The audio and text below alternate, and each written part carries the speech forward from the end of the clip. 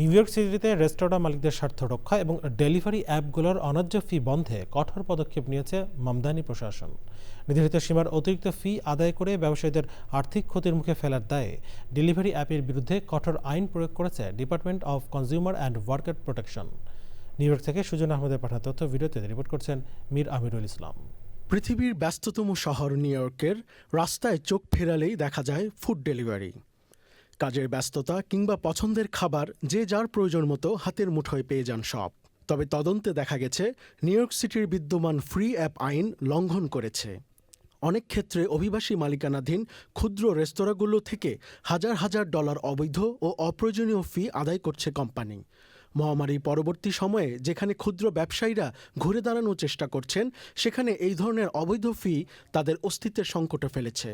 এমন পরিস্থিতিতে নির্ধারিত সীমার অতিরিক্ত ফি আদায় করে ব্যবসায়ীদের আর্থিক ক্ষতির মুখে ফেলার দায়ে ডেলিভারি অ্যাপের বিরুদ্ধে কঠোর আইন প্রয়োগ করেছে department of consumer and worker protection.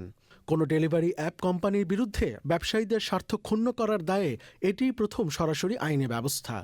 When businesses seek to circumvent and violate both existing and new junk fee rules, SAM will have my full backing to pursue enforcement actions.